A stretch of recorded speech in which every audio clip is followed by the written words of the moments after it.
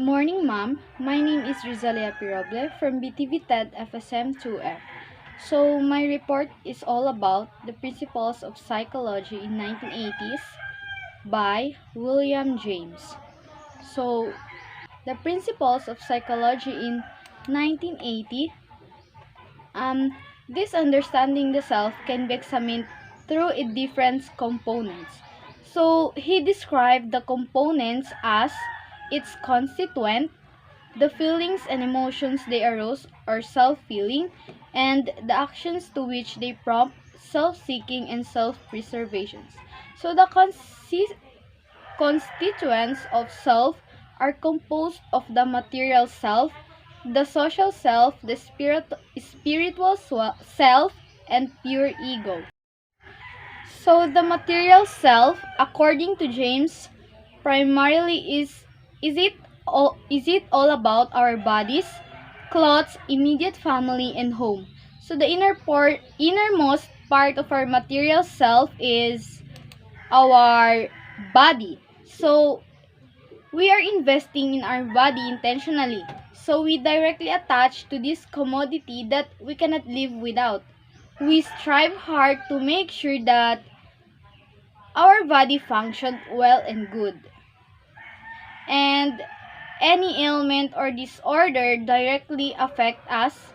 We do not have certain preferential attachment or intimate closeness to certain body parts because of its values because of its value to us. There were also people who get their certain body parts insured. So next to our body are the clothes we used. It is influenced by the philosophy of dress by Hermann Lutz. So James believed that clothing is essential part of material self. So anytime we bring an object into the surface of our body, we invest that object into the consciousness of our personal existence that is taking in its contours to be our own and making it part of ourselves. So, the fabric and style of our clothes that we wear, it brings sensations to our body which directly affect our attitudes and behavior. So, thus, clothes are placed in the second hierarchy of material self. Clothing also is a form of self-expression, and we choose and wear clothes that reflect to ourselves. So the third is the immediate family. Our parents and siblings hold another great important part of ourselves. What they do what they do become affects us. When an immediately family member dies, part of ourself dies too. So when they live are in success, we feel their victories as if we are one holding the trophy. So in their failures, we are put to shame or guilt.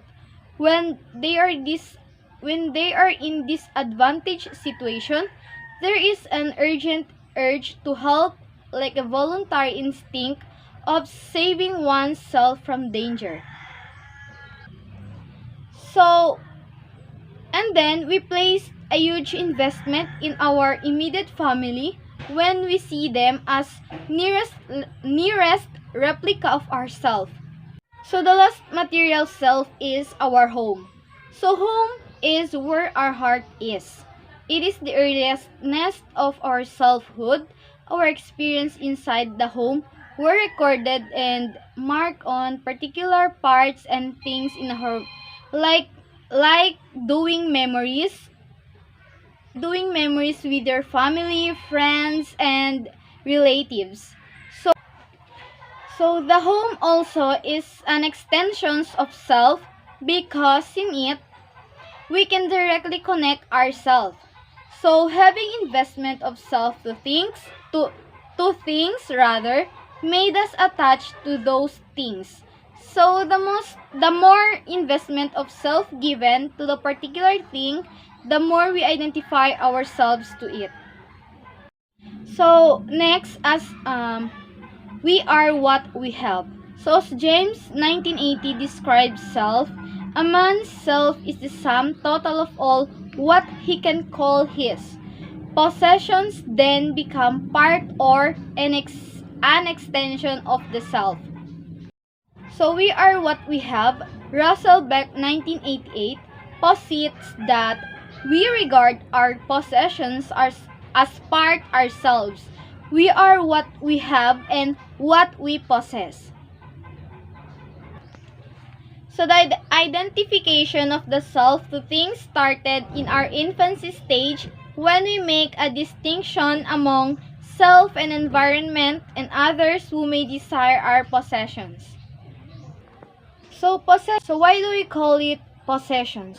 So the possession, it is the condition of having or owning. So as we grow older, putting importance to material possession decreases. However, material possession gains higher value in our lifetime if used in our lifetime. So if we use material possession to find happiness, associate these things with significant events accomplished and people in our lives. So there are even times when material possession of a person that is closely identified to the person gains acknowledgement with high regard even if the person already passed away. So next is the 5 signs materialism is taking over your life and how to take the power back. First is money can't buy you happiness. Yes, money can buy you happiness because many people know this. They still focus on material aspects of their lives to try to find happiness and love. So various signs and behaviors can alert you to how materialism is overcoming to your life. You can defeat this careless behavior and create a more mindful life. Also because money can't buy happiness because it is an adage that some people live by and others ignores. They say means that true happiness comes from within, not from possessions that can be bought. Yes, money doesn't buy happiness, but it helps you experience it differently because with more money comes a better quality of life and being able to achieve what we want in our lives faster than those if we struggle financially. So next is the frenzied holiday shopping. It is one of the biggest signs of materialism in recent years that has been the outward show of consumer culture around the holidays. So as the holidays approach, you may find yourself always hunting for the perfect gift to give someone and leaving behind the beauty of family time and the holiday season for societies that push you to shop. Next, the ambition and competitiveness. So, in material self, it is being very competitive and ambitious that can certainly help you to do great things, but this quality can also mean you're more materialistic than the average person. So next is problems in your relationship. So next is problem in your relationship. So if you're having problems in your relationship, it could be a sign that your materialism is getting out of hand. But studies have shown that couples where both partners show high levels of materialism have the lower quality relationship because materialism may make you feel less connected to others. Example, if one of you have cheated and cheat. The next is the feelings of insecurity. So, on the other, has found that insecurity spurs materialism. So, if you find yourself often overcome by feelings of doubt and you question your own self-worth, you may also have materialistic qualities. So, consumerism takes advantage of people's insecurities to sell products. So, to take a moment to question why you want to buy something before you do. So, that is the feelings of insecurity. Next is narcissistic behaviors. So, this is the narcissistic people that act arrogantly as they're very concerned with finding power. So, this obsessive drive for prestige can compensate for feelings of emptiness. Again, insecurities can manifest themselves in narcissistic behaviors like spending to show wealth. So the narcissistic personality disorder, involves a pattern of self-centered, arrogant thinking and behavior, a lack of empathy and consideration for other people, and an excessive need for admiration. So others often describe narcissistic personality disorder as manipulative, selfish, and demanding. So the last one is take the power back. So there are many things you should and you shouldn't do to gain control over materialism. So try to limit watching TV, reading magazines, and reading things on the internet because these sources all rely heavily on advertising, and advertising plays into people's materialism to sell products. So there are also many things you can do to become more mindful. Make a list of things you are grateful for so you see the things you do have right in front of you. So take the time to nurture love in your life, take measures to be healthy, and practice random acts of kindness. Because these small, simple measures will bring happiness to your life that you can get from material wealth. Because materialism can overcome your life, but taking small steps to avoid consumer culture and emphasize positive love will help you defeat materialism and become more. So the last one is reducing materialism. So ending materialism doesn't mean forsaking all your possessions. Ridding yourself of everything you own would only prove you are still too preoccupied with possessions themselves, because someone who has developed a healthy inner world would see possession as neutral. This shift is more about attitude than specific actions. So here are some ideas to get you started in reducing materialism. Number 1, you aren't the things you own. So the problem is that you view things as possession in the first place. Ownership is just a societal construct to keep order. It doesn't have any deeper meaning.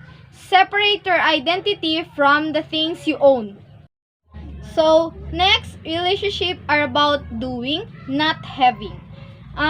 You can't have a girlfriend, boyfriend, or spouse. Although those terms are fairly commonplace, they demonstrate that many people still view relationships as possessions. So the more you see relationships as possessions, the less intrinsic value you can get from experiencing them. Number 3, create a system of goals and challenges. Materialism fills a void. Replace that uncomfortable feeler with goals and challenges. Although many of the challenges are directed towards material gain. So that isn't the real point. Just as winning, risk isn't about real domination as it is about a fun challenge. So, next slide is under reducing materialism. Number one is serve. So, serve, it is invest your energies into helping other people. I don't view acts as being on a continuum from selfishness to selflessness. So, as acts that directly benefit me can benefit others as well. But even in that case, shifting your focus onto the needs of others can replace materialism. So next is trash it. Trash it, I'm the opposite of pack rat. When I need to do a major cleaning, I usually toss just about everything I haven't used recently. So getting rid of old possession can be liberating experiences. Stripping away from you was what isn't important. Next, see wealth as a challenge, not a result. It means if you earning more money as an interesting and complex game, you will expect that your minimum comfort threshold would only be around $15,000 to $20,000 per year. So beyond that, earning money is simply a bigger challenge. So next is experience over objects.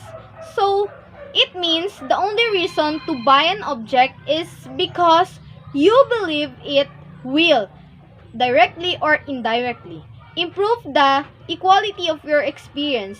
So going straight to the source helps you avoid the middlemen that are materials good. So next is build intangible assets. So habits, time management, discipline, emotional control, understanding and learning that are just few of the non-physical assets you can hold. Building intangible assets replace your need for physical ones. That is the build intangible assets. So next is use money to free, not chain yourself. So when you have a larger income, don't simply adapt by increasing your lifestyle. Instead, work to create a buffer between your income and lifestyle so you live below your means. So this will give you more freedom to pursue goals and ideas that may not immediately contribute to your productivity. Next is go basic. So this means you can simplify all your material possessions so they don't consume your mental resources. Simple, even if less glamorous, require less maintenance, offer fewer distractions, and uses less thinking. So simple lifestyle affords you the ability to focus your energies on your inner world. So next is avoid the status game.